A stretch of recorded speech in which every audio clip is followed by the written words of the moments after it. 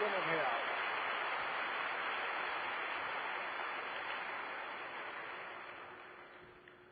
My name is Sandy Hickox, and I am an alcoholic. This is Founders Day, for God's sakes. How can I not be grateful? Because my God.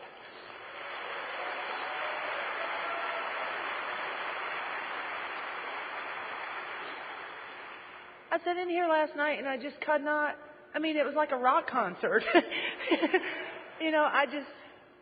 All of us sober, I was speechless. I still am. I can't describe the emotions I'm feeling. And this morning I come in here and I started crying right off the bat. And everybody's asking me what's wrong. I don't know. I'm sober. I'm not in the hell I used to be in. And I'm here with you guys. And I'm fully clothed and in my right mind.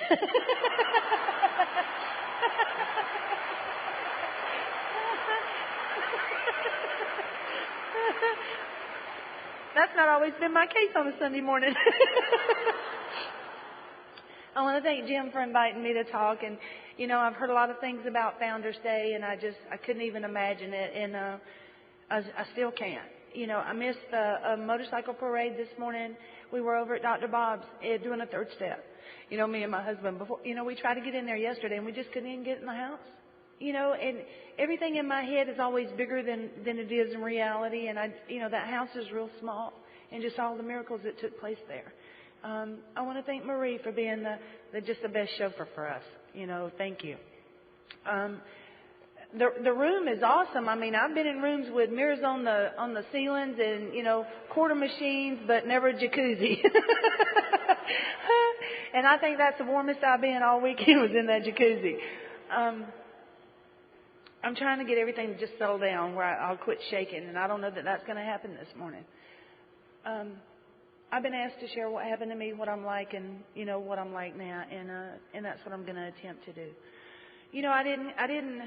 I didn't come to AA because I wanted to quit drinking or any of that kind of stuff. I didn't even come to AA. I got signed up for treatment, and I didn't even know what treatment was.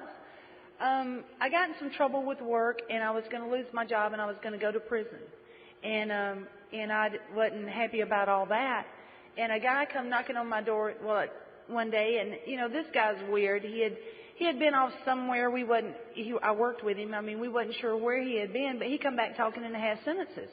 And he used to love to party. It was great, and then he went off to this place and then come back, and he wasn't any fun anymore. We talked to him, you want to go with us? And he goes, no, I'm not drinking one day at a time. We say, okay, we'll just see you tomorrow, and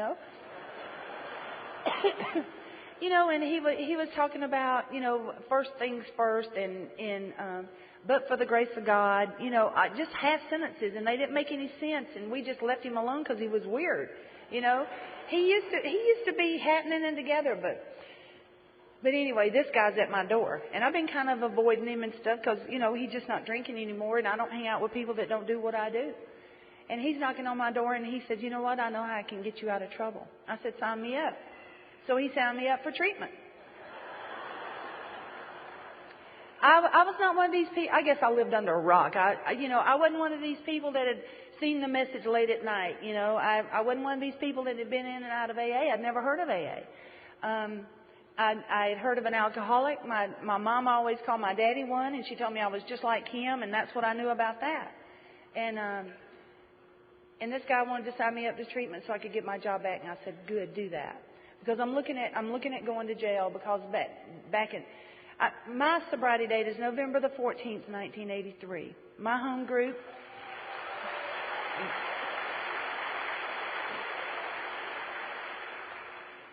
My home group is a Chubbuck Sunday night meeting in Chubbuck, Idaho. It's a suburb of Pocatello. Not really. I come to one day and there's a banging on the door and it's a cop car outside. And that wasn't strange in the neighborhood where I live, but they was always looking for the neighbor. So I opened up the door and tried to point to him, and they were wanting me. And they went through my house just like they do on TV. I thought it was TV, but it's not. That was real. And they found what they were looking for. But I couldn't tell them that the pills that they found was what I took so I could go to, stay awake, drinking all night. They had it with possession with intent to distribute. I couldn't tell them that reefer that they found was what I smoked to get me down when I was up all night working after I've been drinking all day on those pills. They had that with possession with intent to distribute. And the gun that they found to protect me from the hobos they had it with illegal possession of a firearm. And this was back before getting busted was fashionable, and I was going to prison. And I was scared. So they took me to jail, and I couldn't call him because she might be home, and I had to stay in jail 5 days.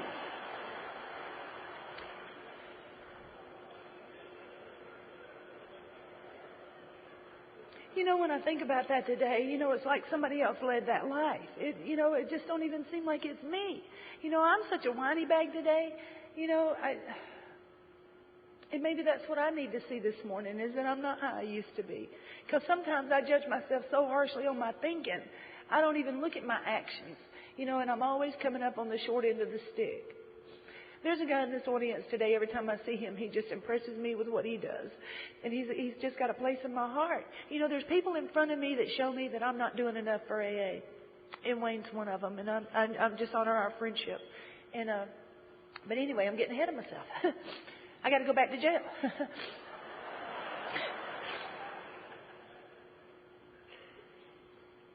If y'all have a problem with a crying woman, you need to leave now. Because it don't get no better than this. So this guy, he signed me up for treatment. And after he signed me up and stuff, these two old guys come to the house. And they're strangers to me. I don't know who they are. And they start telling me stuff they should take to their grave. And I didn't know what they were doing. Today I know they were trying to 12-step me. But back then it was confession, and they should have kept it all quiet. I said, well, I'm going to treatment on Monday. This was it was like a week later that I was signed up, and they said, well, we can get you in today. I said, oh no, I got business to take care of. And I really did. I had to find somebody to pay my rent and, make arrangements, how we are. And they left out the door shaking their head. And today I know why. Back then I didn't. I'm really going to treatment. I want to get my job back, and I have no idea what's in front of me. I promise you that. Or I wouldn't have went back on Monday. And I talked to my landlord. I didn't want him getting rid of my place while I was gone. And, this was one more time in my life where I had this, I had my little script in front of me, and I'm going to play the part and get through it on the other side, and then I'm going to get on with the rest of my life, Get over this little hump, this little incident, and that's what I thought. Well, one of these old guys, him and his Al-Anon wife, well, he was in AA and his wife was in Al-Anon. They were the one that carried me to treatment. Now, I didn't know you could drink before you went to treatment. I went to treatment sober, my pants pressed. I wanted to make a good first impression. I didn't know, I really didn't have a clue what was fixing to happen. And by the time we got down there, I had an idea, and I knew I'd made a mistake. This Al-Anon lady kept telling me about, I wasn't going for not drinking forever, and that's what she was talking about. And I'm going, uh-oh, there's been a misunderstanding here, and I think it's on their part. So the AA goes in there and gets me signed up for treatment, and this Al-Anon's got me by the elbow, and she ain't going to let go because I'm looking like a scared rabbit about this point, I'm getting white, and I'm shaky, and she escorts me in. Well, and we walk down a hall about long as this auditorium, and in the back of the room there's these double doors, and she walks me down, and I go through it, and she don't. She pulls the door and it goes clank, and that's not a big deal. But there wasn't no door handles on my side, and there was a window, and I know I'm in trouble now, because the only time I've been like that is when I've been in jail, and that's been many times, and I know about all that. You ain't getting out. So I put my face up on that window and I go to crying, kind of like I am now. And I don't cry pretty. I blow snot everywhere, and my cheeks get red, and my face gets all puffy. I don't even know why I waste time with makeup in the morning before I talk. I always cry it all off. But, I'm shaking and I'm scared. And this woman, I know if she ever looks back, she's going to feel sorry for me and come back and get me. That heifer went the whole length of that thing and never did turn back. I hated Al-Anon.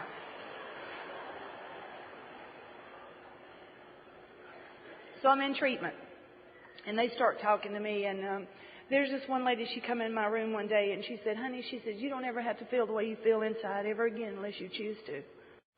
And she left me with that. You know, and I had been feeling like crap inside all my life.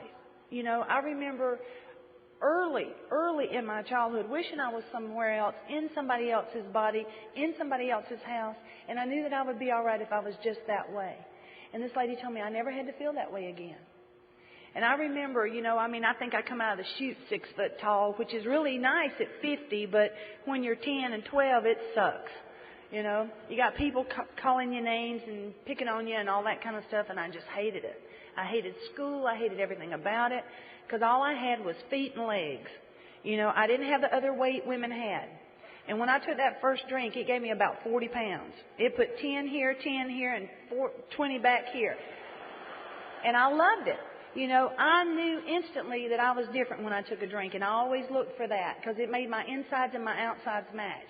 And it made me feel like you looked. And I just never was there. You know, and she told me that I didn't have to feel that way ever again on the inside unless I chose to. I didn't believe her, you know, because I come up in the South. I mean, I've been to church and I've been sprinkled and dipped and dunked and all that kind of stuff, trying to get what you had. You know, trying to get that peace of mind that I see in your face. And it just don't work for me. So I know that I've done crossed that whatever line it is that you cross where you're not ever going to be forgiven and you're burning in hell the rest of your life. I know I'm there. And then in this treatment center, they start talking about God. So I know I don't have a shot. But, you know, then they told me that I could have a God of my understanding. Power of my own choice. I could have anything I wanted. It didn't matter. I tried men before and they didn't work. So I had to get something different than that. And I've had to prove that to myself more than once, unfortunately. But so I'm in treatment, and they say all you got to do is do what we ask you to do. So I started doing that. I started taking the inventory, and I found out that the reason I was an alcoholic, that was not because my dad left my mom when she was pregnant with my youngest brother. I found out that the reason I'm an alcoholic is not because my mama worked in a cotton mill and raised 4 kids by herself and we were poor. I found out that I'm an alcoholic not because of my mama. I found out that I wasn't an alcoholic because of all the men. I found out that I wasn't an alcoholic because of my perfect brother, even though he drove me to drink many times. He was my excuse for drinking many a time. You know, and I found out that I'm an alcoholic because inside of me I am different. And when alcohol hits that hole, I'm filled. And that's what I want all my life. Today I know it's a God hole, you know, and I've put so many other things in that, trying to fill it, and nothing has worked except trying to develop a relationship with a God of my understanding. But anyway, I do that inventory, and I find out that, you know, the reason I'm alcoholic and the reason I'm so scared is not because of this guy. You know, I live with a man, and we used to get drunk and fight. Oh, my God. You know, and I'd wake up in the morning and find out I lost, you know. And that was, to me, a good time. Because my mama had kicked me out. Well, let me clear this. I used to say my mama kicked me out when I was 13. But what she told me was I could not drink under her roof. She kicked me out, you know. So I had been living... You know, I used to say I was living on my own, but that's not true. You know, I mooched off people and people's sympathies and all that kind of stuff. But, you know, and I changed my driver's license to say that my birth certificate, so I'd say I was a year older than what I was so I could get driver's license and all that kind of stuff. You know, and in that treatment center, they told me I didn't have to do those things anymore. They told me I wasn't an alcoholic because my oldest brother found me in the streets of New Orleans selling myself. That's not the reason I'm an alcoholic. That's the result of my alcoholism, and I didn't know that, you know. I didn't know that. So I started doing what they asked me to do. I did that inventory and looked at my part. You know, my perfect brother, I was jealous of him because he was okay in his skin. You know, back then I thought it was just because he was stingy and had a lot of money. But that's not true. He was okay who he was. He had a God of his understanding. He was proud that he was 6'9", you know. I mean, he was just okay, and I envied that so much because I was so not okay. And that's the reason I hated him. I mean, I got him under the house when we was little and tried to kill him. You know, get rid of him, and my problems will be over. You know, not. But I thought so at that time. And I found out that that my mother, she had to save her own sanity by asking me to leave. You know, she was laying that wake wondering whether I was dead or alive, and she just couldn't take that pain. And she was not Al-Anon. She was just strong in her own beliefs, you know. And she just couldn't take the torture I was putting her through. And that's the reason she asked me to leave. I found out in that treatment center that they wanted me to go to a halfway house after I got through all of this. You know, and I was scared about that because, you know, the treatment center the halfway house they wanted to put me in had women in it. You know, all my life I've come up around a big pack of boys. You can't chase me nowhere with a bug. I can make a Coca-Cola dance with a pistol, you know. But as far as putting foo-foo stuff on and how to do your hair and all that crap, I don't have a clue. But, I mean, I know I can bait my own hook. I can, you know, Wendell, shut your ears. I can clean my own fish. You know, I know how to do all of that. You know, I can skin a rabbit, all that. But that girl stuff I didn't know how to do, and I was really scared about being around these women. And when they put me in that halfway house, what I come to understand is that the reason I was scared of women or didn't like women is I thought they were like me. And if they were like me, they were not to be trusted. You know, because if it wasn't tied down or in your purse, I had it. And I didn't, you know, I'm not proud of that, but that's just who I was. You know, I had no idea. I was just a taker. And I didn't care if I had to step on you to get it. You know, and today I know that all that I did was trying to make me feel better about me inside. And I didn't realize that all those actions I was taking was what making me feel so bad about me on the inside. Y'all have shown me that. Stayed in the halfway house until they said I could leave, and then I was scared because I just knew that all my friends were going to come down there and get me drunk. You know, these are the friends that didn't bring me cigarettes when I was in jail or visit. These are the ones that hadn't written while I was in treatment. You know, but I was scared about these people going to come take and get me drunk. And this Al-Anon and this AA, I'd done forgiven her by now, and I'd asked her to be my sponsor. You know, because in the little town where I got sober in Georgia, there wasn't a lot of women in the room staying sober. You know, there was a lot of old guys, and they had their wives, and this Al-Anon lady started out sponsoring me. And I'm forever grateful that she said yes to me. You know, because some of us just don't have the women examples, you know, like you do in the larger cities.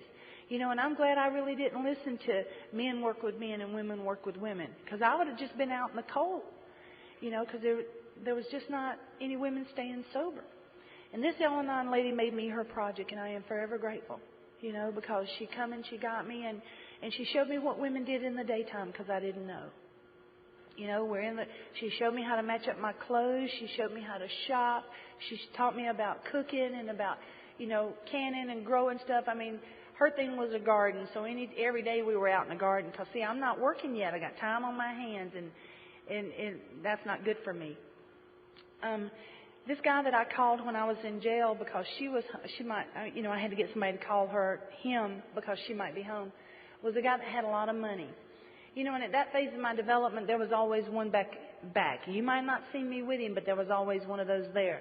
And it was somebody that I could call on when I needed cash. And I'm in a lot of trouble, you know, at this phase of my development, and I am so scared to let this money man go because I don't have a job.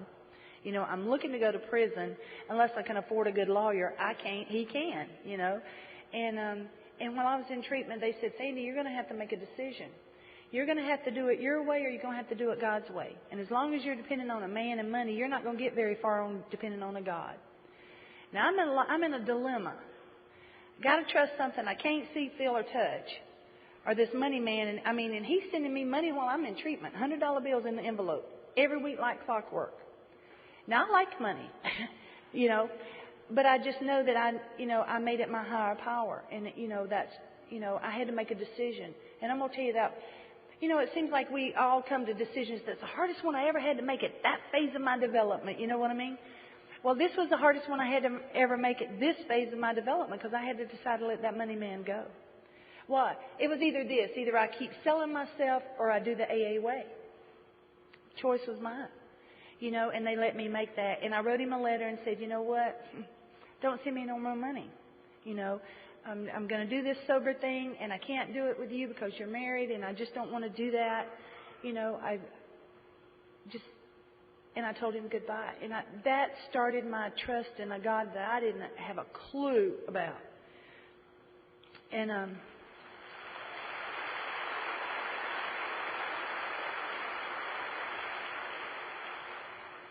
It seems to me, and it has been my experience, that the things that I fear the most, when I trust God and walk through them, I really am okay on the other side. I get what I think. You know, all my life I went after things that I thought would make me okay. You know, chasing whatever I think it is. And in AA, you asked me to don't do that. Trust God, you know, and I just know God don't know what's going to make me happy. So, but you know, that was like the very first big attempt that I made at trying to discover that relationship. And I'm going to tell you, everything worked out fine with me in that.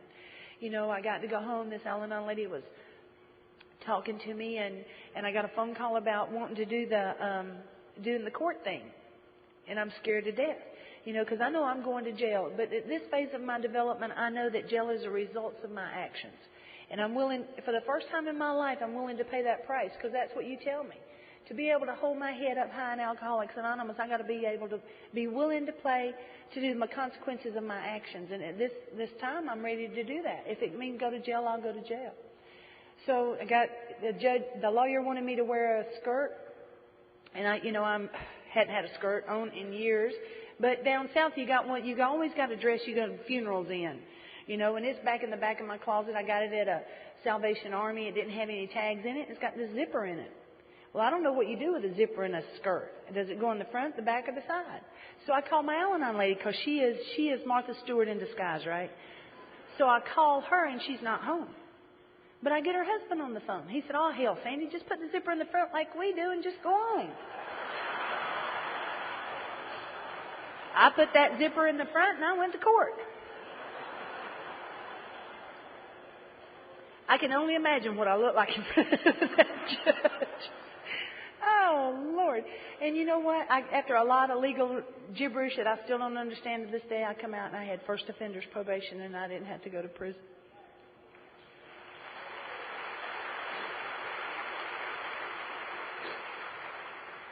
That was another example of me trusting God. Because, you see, I just knew that if I didn't have Money Man and him dishing out all that money to get me a really good lawyer, you know, I was in trouble, you know. And God didn't want me in jail, and I didn't go. You know, and I got a probation officer, and, you know, he saw me get sober. And, you know, when he had women that had trouble drinking and everything, he would call me, you know, to come talk to him, and I would do that, you know. And that's the result of what this program has taught me. There was this old guy in the meetings, and oh my God, I hated him. You know, he's one of those old timers that just would tell you the truth and didn't care whether you liked it or not. And because of all my other things that I had done in treatment, they labeled me an alcoholic and an addict. And I went to the meetings, and that's what I said I was. You know, and I'm doing what I'm told. And this old guy, he would sit back in the back of the room and scream about his hemorrhoids. I didn't make the connection. I didn't understand. He was just crazy. You know, he's one of those old people that had drank too much, got that wet brain crap going on, and he just picks on newcomers. That's his sense of entertainment, you know. And I just happened to be the one in the bowl. And but every time I say that, he'd scream about his hemorrhoids, and it'd piss me off. I tell you what, that man taught me about principles before personalities, because he wasn't going to take my chair.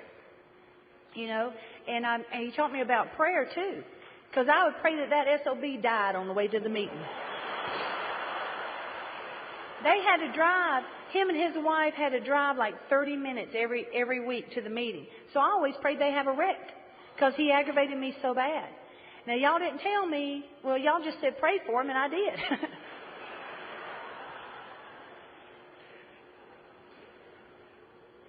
We'd have our birthday meeting. There'd be about 15 of us, and I'm up chairing the meeting, and I'm an alcoholic and an addict, and he's still screaming about his hemorrhoids. And he didn't care that we had company at the meeting that night. He didn't care who was there. You know, finally, I asked somebody, why is he always picking on me like that? I hate that son of a bitch, you know. And somebody said, Sandy, come here and let me tell you. And this guy pulled me aside, and he said, you know, this is the Alcoholics Anonymous. I said, yeah, I know that. He said, you know, if you come in the meetings and you say you're anything but an alcoholic, you're saying you're different from us. And if you're different from us, what we do here may not work for you, and you may die.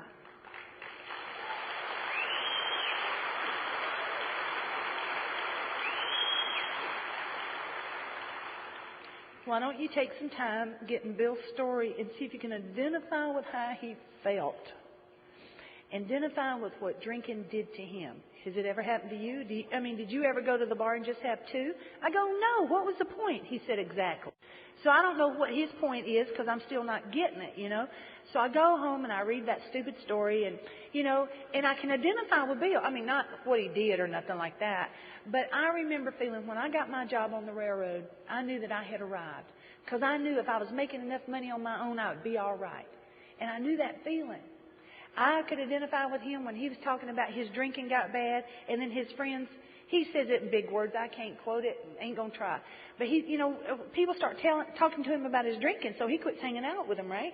Well, I have went through many, many people like that. They wouldn't even hang out with me because I'm just crazy when I'm drinking. I have done that. I can identify with him when he talks about wanting to commit suicide but not having enough courage. I always wanted to wake up dead. I hated living, but I wasn't going to blow my face off. Nuh-uh. I chickened. I was scared. And I remember those 4 horsemen. I think it talks about it somewhere else in that book. That you wake up and you got that knot in your stomach and you don't know who he is or where you got him. And my God, he's uglier than the last one. And you went, this was not my idea of what was going to happen to me. And I don't mean to I don't mean that quite like it is, but that's just how I see it, okay? Sometimes you just have to shut up. Because trying to get out of it, it just gets worse. But, so I know about those feelings, about the loneliness, and about that self-pity and that self-loathing. I know all that. And I know when I got in those kind of things, I'd go back to the bar and drink again and everything would be all right. Because that's what Bill talks about he did after the stock market crash. He wasn't going to jump. He went back to the bar and got a new idea. Well, I went back to the bar and sometimes it was a new idea. Sometimes it was him again. I don't know, But I could identify with Bill and how he felt. And I know that when I take a drink, it changes me.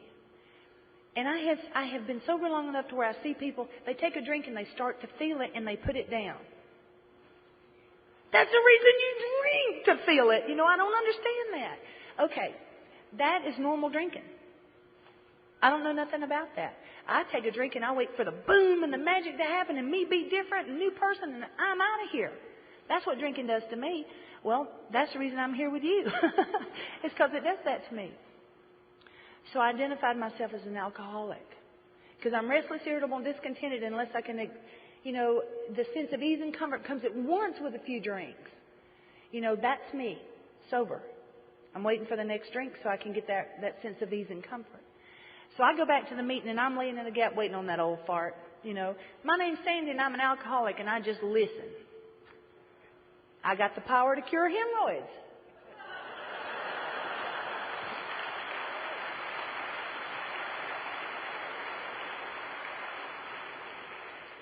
That old guy told me one time, he said, honey, I want you sober. I don't want it in your pants. And I was offended. I was. It made me so mad. Because after all, I'm sober. I'm happy. I'm cleaned up, and I'm looking good in my head. And, and why wouldn't he not want me, right? I didn't get it. And you know what? That old man didn't laugh at me because I didn't get it.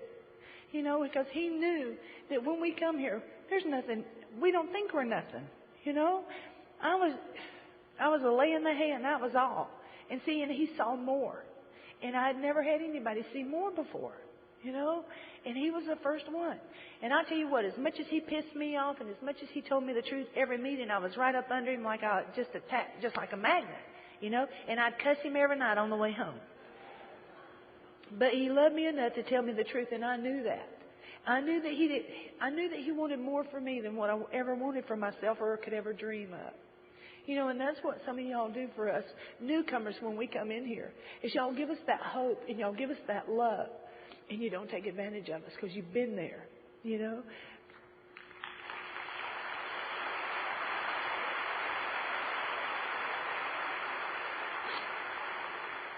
And that's not just limited to the women.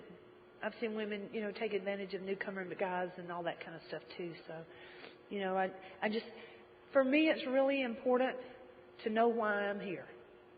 And I hope I always remember to do that. This time, in a little small town, to go to a meeting every day, you got to get in the car and drive. You got to drive 30 minutes, 45 minutes, sometimes an hour to get to a meeting. And whoever's got the biggest, that's who's driving, because we can pack all the drunks in, and here we go. And we had the meeting on the way to the meeting, we had the meeting on the way home, and then we had the meeting there, and we had the meeting on the way home. And then when we get home, we put on a cup of coffee and talk about God the rest of the night. And then if we're lucky to have a job, we go to sleep 2 hours, get up and go to work and do it all over again. That's AA. Me and this guy, he started talking to me about God and explaining to me about God and explaining all the big words in the big book and all that kind of stuff. And we just started liking each other. And then we got to go on an AA date. Woohoo!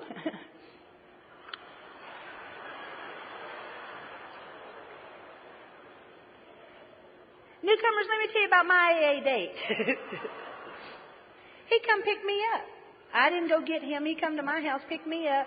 We either went to dinner before or after the meeting, went to the meeting, he took me home, and he left. What was the point of an AA date?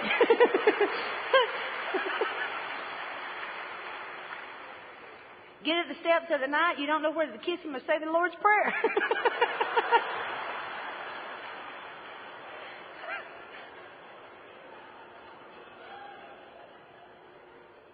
I'm telling you, I didn't see the point. So I'm in the garden with this Al-Anon lady, and I'm pissed off because this guy's not grabbing nothing, he's not touching nothing, he's not trying to kiss nothing, and I think he's gay. I don't know what's wrong with me. So I'm slinging dirt and I'm digging potatoes with this Al-Anon lady, and I'm asking her about it. And I'm mad, because I done picked up a little weight and I'm looking good, got some new clothes on. I'm doing the AA deal, and I'm getting good for the Thursday night meeting, but I don't understand why he's not wanting anything from me. So I'm slinging dirt asking this Al-Anon lady, and she said, well, honey, he may be just showing you respect. Respect? What the hell's that? That's when he goes with you one night and comes back the next day. That's what I knew about respect.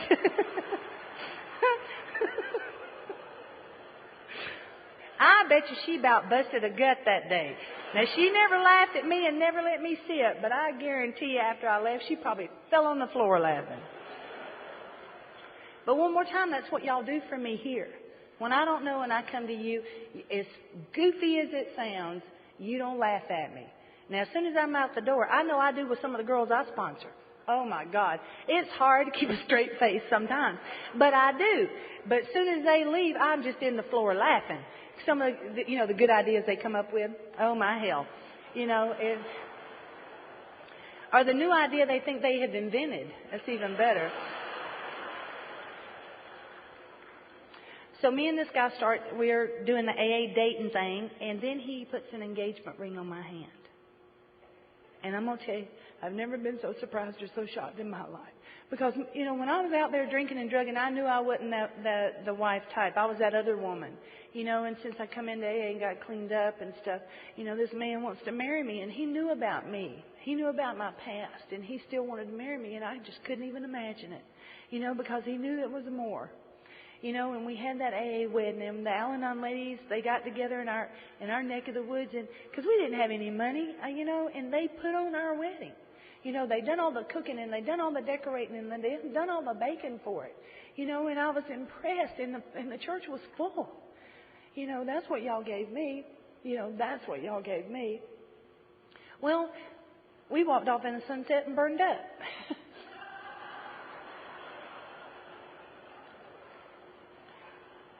I know today, that marriage lasted about 5 years, but I know today a couple of things. I know that guy taught me more about AA and God and big words and all that kind of stuff than anybody in my life up to that point, because he was a smart man. But I also know that I was trying to make his God my God, and I wasn't honest. And I got the results of that. And that marriage lasted about 5 years. We'd get in the meetings and we'd hold hands. We'd get to the meeting and we'd grab each other's hands. You're almost like fighting with your hands, but you're smiling because you're the AA couple now. And you go in the meeting, right? And you make this. That's what I did. And we went in the meeting like everything was okay. And as soon as that meeting was over, we snatched him hands down and went to his side, and I went to my side, and we didn't speak no more. And that's happily ever after in our house. And it just wasn't working. And I'm at a conference, and I meet this guy, and I wind up going to bed with him. And I come home and I ask for a divorce. And at this phase of my development, you know, I'm kind of like Tarzan going through the trees. I can't let go of one vine unless I got a firm grip on another one. And I had a firm grip. And today I know that I didn't have enough. I didn't have enough courage. I wasn't honest to ask for a divorce. And, you know, it just took another man to get me out of that relationship. And I'm not saying that I'm proud that happened. I'm saying I'm grateful I had that experience. Because after that, I mean, the rooms of AA divided. There was his side and my side, and there was fights every meeting. And, I mean, it got to be bad. There wasn't any principles before personalities at that place, I'm going to tell you. It was all personalities, and it was mine, and I was the whore, and they hated me for it. And I'm supposed to be in AA where everybody's kind and loving. Not.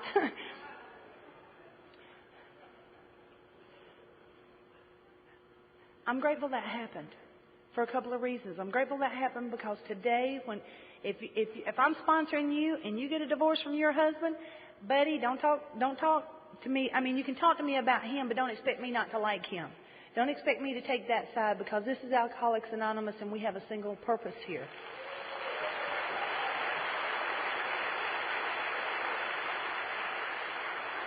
I am not saying that that's easy to do. I'm saying that we got to remember our life depends on whether we can come in these rooms or not. And I'm going to tell you, if you got people calling you a whore, you ain't coming back. And I started going to Narcotics Anonymous meetings because they didn't know who I was and they didn't take sides, and they just let me be in a recovery program, and I'm grateful those meetings were available to me. Because I'm in a little small town. I don't have 50 million meetings every day. I got one in my hometown. And we've been so busy and so active that everybody knew and everybody had their opinion and everybody was willing to share, you know, whether I asked them or not. And I don't ever want to forget that, because I don't want anybody to have to take that walk. It made me stronger. I'll tell you what, I was about 5 years sober, and I wasn't thinking about taking a drink, but I was certainly thinking about eating a gun, because AA was not a place for me.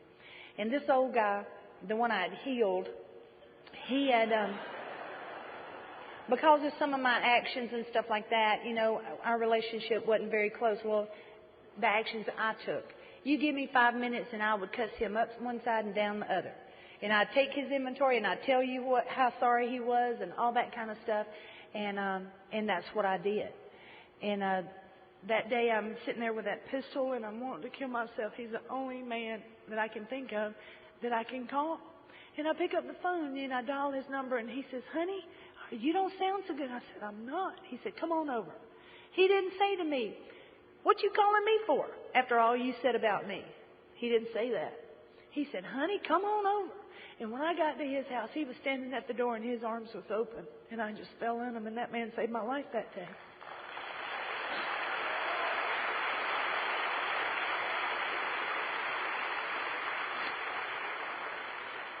That is principles before personalities, you know, and I've had an opportunity to make amends to him, and I make it my business to call him every week and check on him, because he's old now, you know. But that man, you know, he always talked louder than my head. You know, today I can hear him in my head, you know, and I'm grateful for that, you know, because he loved me enough. He was a taper down in the southeast, and he and his wife put me in their back pocket and let me go with them. You know, and it absolutely saved my life, because I'd go to conferences like this, he'd be taping, and I'd hear people talk about getting divorced in meetings and how they act on principles to get through that. And I would hear about people, you know, having affairs in AA. I know y'all don't think it happens up here. Probably don't. But down where I come from, it did. And I was a participant in that. And, and I heard them talk about how they cleaned up the wreckage of that past. They were sharing their experience with me. And I started acting different, and that man absolutely saved my life.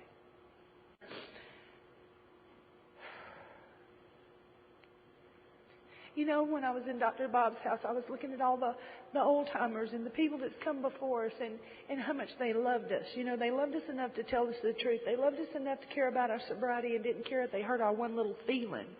You know, I see a lot of times in meetings, you know, everybody's scared about pissing off a newcomer. You know, that was not the case when I got sober. You know, they didn't care if they made me mad, because they knew that liquor would bring me back, because we're the last stop on the block.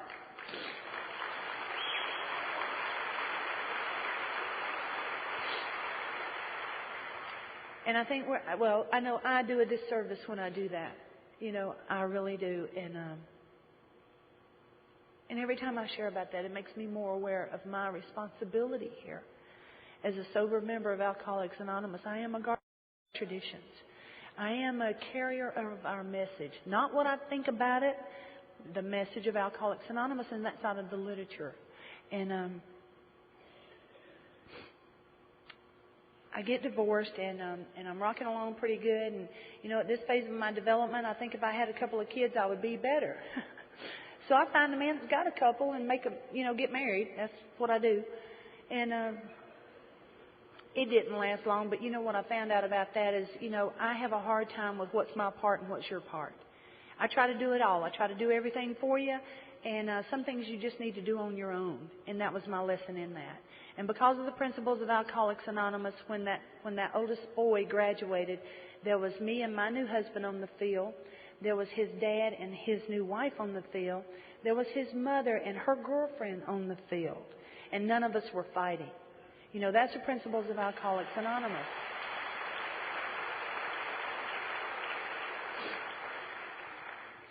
So I get divorced from that one. When I was out there, I didn't get married much. I got married one time through a bag of Quaaludes, but that's about what I remember of it. But got sober, boy, things changed for me. And I'm at a pumping gas, and this lady I know says, "I know somebody you need to meet." I'm going, "Oh shit! I don't need to meet no other guys. I know I don't know how to do relationships. I make a big mess of them." But then she said, "He needs you." That hooked me in. He was having a hard time, I am always willing to be of service for somebody having a hard time.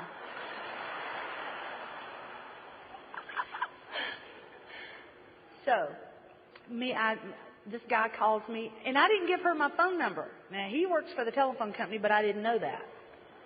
So he got my number, and he called me, and he come up, and I put a pot of coffee, and I know that if he's lying, if he's ugly or something like that, I'm out of there, and I'll just make amends later. I'm out of there.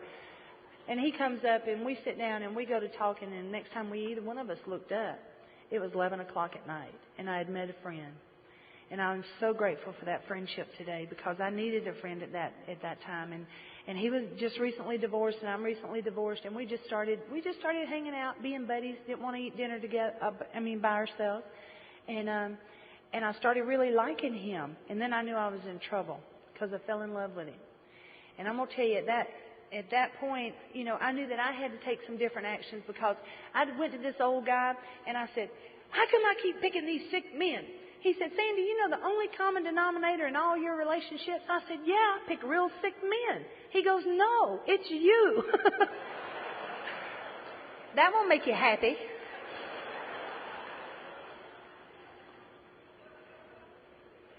And I had to think about what he said, because that's true. I'm a kicking, screaming 2-year-old. I want everything my way. I want it now, and I don't want to share nothing with nobody, and I don't want to give it. I don't want to do nothing for it. Now, you can't have a relationship long lasting in those terms. It hadn't worked with me up to that point, and I knew that I had to do something different. So I told this guy, I said, "You know what? I like you, but I need to do some work on me, and I don't know how long that'll take." And I done an inventory like I had never done before, and I looked at my part in these relationships, and I picked me apart, and I just knew that I didn't want the same stuff. So I listed my character defects, and I just told them, I thought they would be big and impressive, but I just gave them to you, and they're not. And I asked God to take me someplace different in that. And about a month into that, I woke up and I knew that I knew.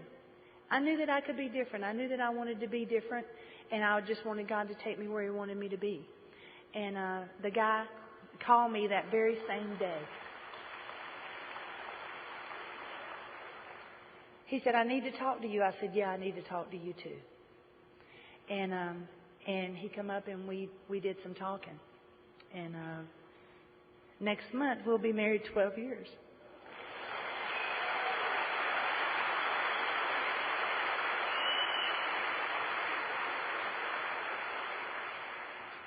The brother that disowned me down the streets of New Orleans, when I done an inventory, I found out that I'd done a lot to hurt him. And when I made my amends to him, I put him in God's spot in my life is what I'd done. And when I made my amends to him, I told him that I wanted a different relationship and that I wasn't going to be the person I'd always been to him. And I walked away from there free. And I was living with a guy, and we used to fight on a regular basis, and I was scared of him. And I went to him, and I made an appointment to make those. And it was in a public place because the last time he saw me, he told me he was going to kill me if he ever saw me, and I knew that he meant it.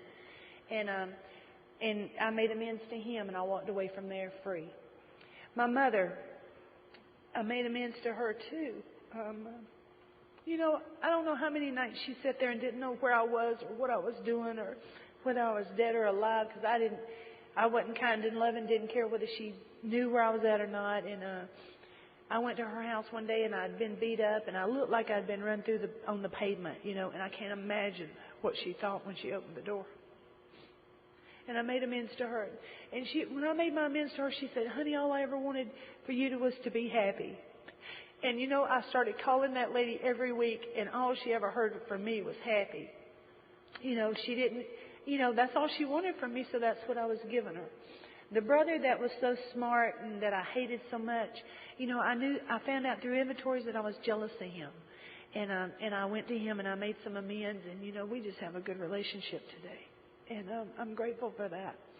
Me and Wendell, I got to tell you a little story about Wendell. Him up here reading today. He had a stroke about 1.5 years ago. And I think he's read out loud like 4 times. And today we made like the 5th time. So thank y'all for that opportunity.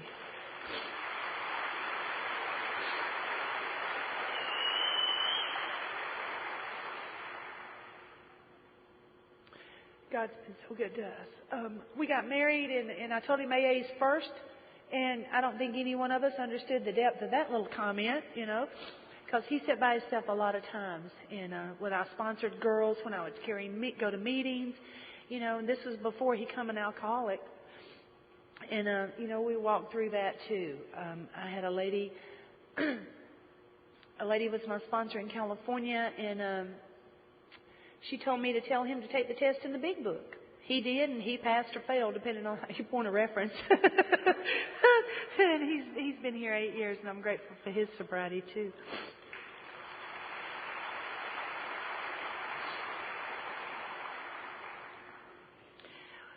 I'm real spiritual as long as I got money in my pocket. And Wendell got laid off, and the money stopped. And I'm gonna tell you, it wasn't easy, And I talked to my sponsor, and she showed me some things to do. I had to start asking newcomers for rides, and I'm always the one with a nice car giving the rides, right? Well, and I'm good with that. I'm real good with that. But I'm gonna tell you, it's different when you have to ask and when you have to let people help you. And my sponsor told me that there is a lesson to be learned in receiving as well as in giving. And we walked through that. And Wendell come home one day, and his arms was all messed up from work, and he said, if I do a resume, will you put it on that monster.com thing? I said, absolutely. Well, we did, and he got a job offer in Idaho. Idaho, where are we going? I didn't know. And we packed up and we moved to Idaho. And I'm going to tell you what is scary moving. Because at this phase of my development, I'm the old timer in the meeting. I remember when you come in and y'all got married and she was born and, you got sober and you come back and all that. I remember all that. And now I'm going to a new place, and I'd heard the tales. People go to those new places, they get pissed off and don't go to meetings, and they wind up drunk. And I didn't want that to happen to me. So Wendell goes on in front of me, and I had to, sell the house and all that kind of stuff. And he gets me numbers for 2 women in the meetings that he goes to. And he gives them to me, and I call these women. I say, okay, this is the date I'm going to be out there. Now, if you don't see me in a meeting in a week, you come get me, because I will not have sense enough to get there by myself. Because you know how we are in our head. Oh, my gosh, it's horrible. And I talked to these women every week until I made the move out there. And I'm grateful they picked up the phone. And they didn't laugh at me, And, I was just honest, because y'all have told me when I am honest with you and ask for help, you will help me. And that has been my experience. And we've been out in Idaho about 7 years, and it's kind of like God just opened up the fairy tale book, slammed both of us in it, and slammed it shut and said, had a good time. Wendell started off. Wendell started off making more money than what he was making down there after some time, you know. I had a little trouble finding a job, and I had a little trouble adjusting to the meetings because they do it different. They don't close with the Lord's Prayer. Their meetings are an hour and a half long, you know, and they talk funny. So I'm asking God to show me that I'm going to be okay in here, and it come a little in my head. I'm just in Paris, and I'm driving on the wrong side of the road. I'm still in a car, but everything in it's different. Nothing is the same. You don't turn the same way. I mean, you don't roll the windows down the same way. Nothing. I mean, you're driving and you're in the car, but everything is different.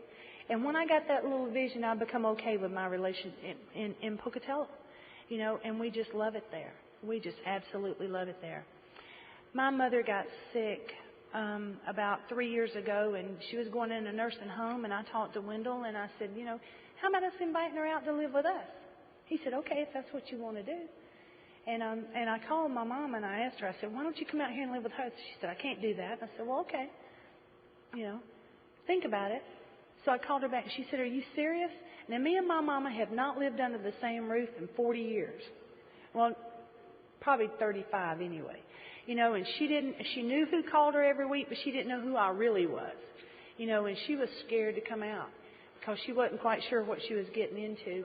And you know what? She packed up her little sack and she come out to Idaho to live with us, and I was able to be a kind, loving daughter to that lady. You know, if I saw something I wanted her to have, I bought it for her. You know, she didn't have to cook, she didn't have to clean, she didn't have to do anything.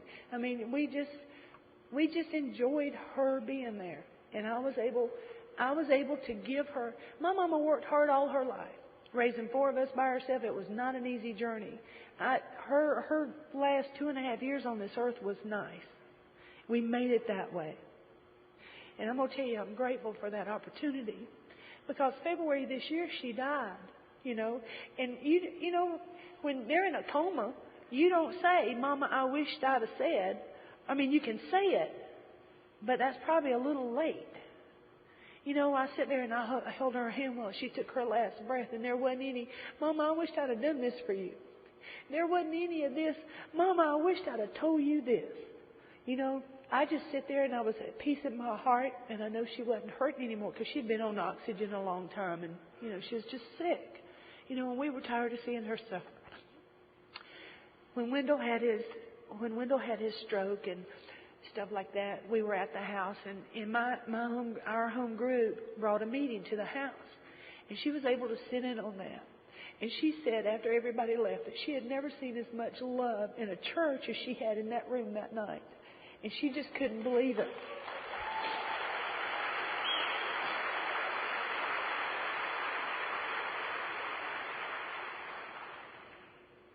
Thank you for making me a kind, loving daughter. Thank you for making me a woman. Thank you for giving me a life I have never, ever dreamed of. And thank you for being here this morning.